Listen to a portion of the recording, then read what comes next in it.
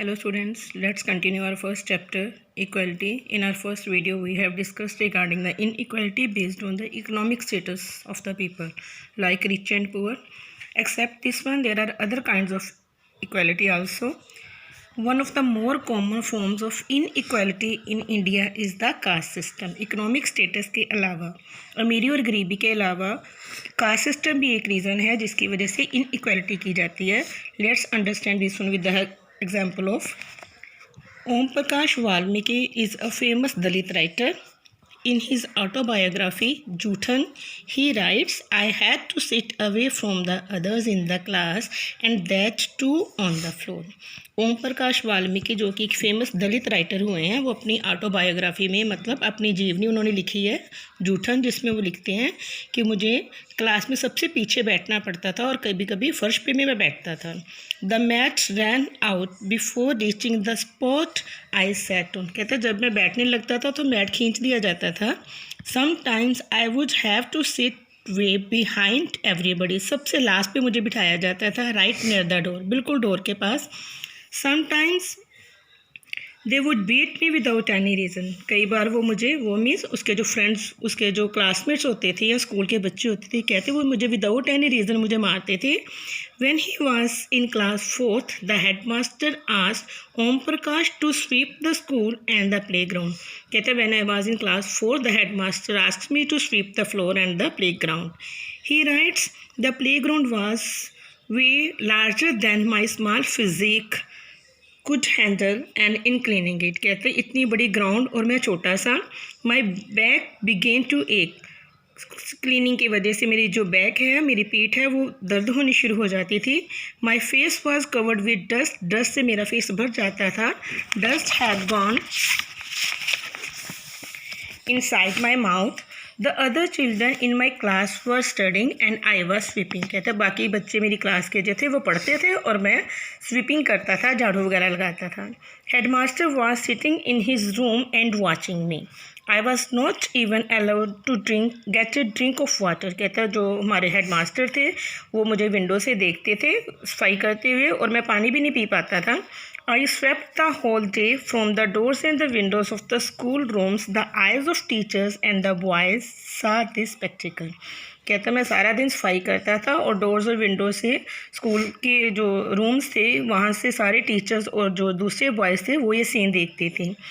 Om Prakash was made to sweep the school and the playground for the next couple of days, and this only came to an end when his father, who happened to be passing by, saw his son sweeping. कहता ये मुझे कितने दिनों तक ऐसे ही काम करना पड़ा. कब रुका? जब उसके पापा जो उसके फादर थे वो साइड से निकलते हैं और उसको देखते हैं स्वीपिंग करते हुए. He confronted the teachers and then walking away from the school holding Om Prakash's hand. वो टीचर्स से लड़ाई करते हैं, उनका सामना करते हैं और अपने बच्चे का हाथ पकड़ के स्कूल से बाहर ले जाते हैं. He said loudly for all of them to hear. वो ज़ोर शोर से बोलते हैं ताकि सारे सुने. You are a teacher, so I am leaving now. But remember this much, master. He means Om Prakash will study right here in this school, and not just him, but there will be more coming after him. वो गुस्से से उसका हाथ पकड़ के ले जाते हैं और टीचर्स को बोलते हैं कि you are the teachers. मतलब वो इतने ज़्यादा इंसल्टेड फील करते हैं कि वो उनको गुस्से में बोलते हैं कि यही वो स्कूल होगा जहाँ पे ओम प्रकाश भी पढ़ेगा और उसके जैसे मीन्स जो दलित बच्चे हैं वो भी पढ़ेंगे. This is an example of inequality based on the caste system. Just because जो ओम प्रकाश ही belong to a Dalit family, जिसकी वजह से उसको इस तरह का बिहेवियर किया जाता है उसके साथ, और वो जो होता है वो उसकी डिग्निटी जो होती है वो वायलेट होती है, वो हर्ट होता है.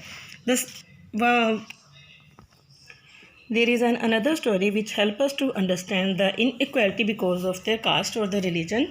It is a story about Mr. and Mrs. Ansari who were looking to rent an apartment in the city.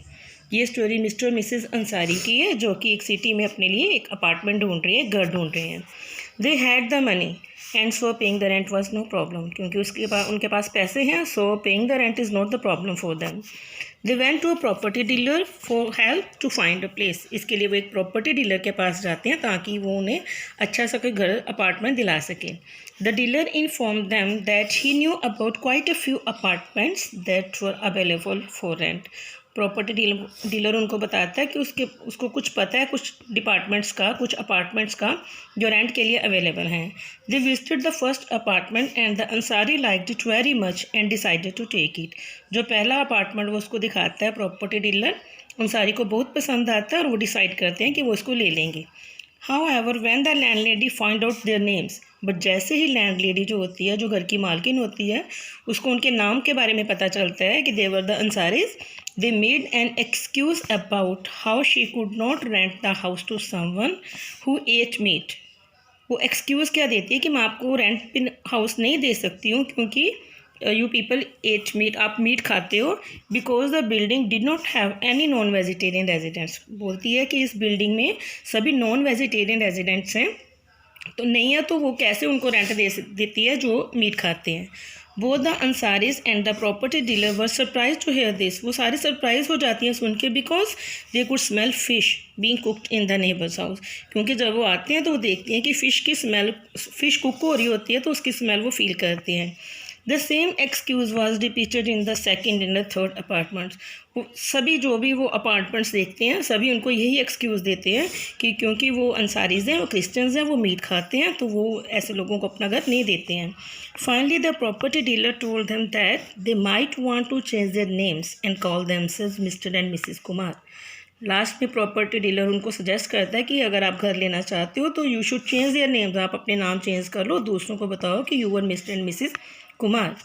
The Ansaris were reluctant to do this and decided to look some more. जो अंसारीज होते हैं वो ये मानने से मना कर देते हैं और कुछ और डिसाइड करते हैं। In the end, it took a whole month of looking at apartments before they found a landlady who was willing to give them a place on it. 1 महीने की मशक्क़त के बाद उनको एक ऐसी लैंडलेडी मिलती है जो उनको घर देने के लिए तैयार हो जाती है। Listen students, these two examples tell us about the inequalities just because of their caste, just because of their religion, which should not be done. Okay, let's continue. We'll continue the chapter again in the next video.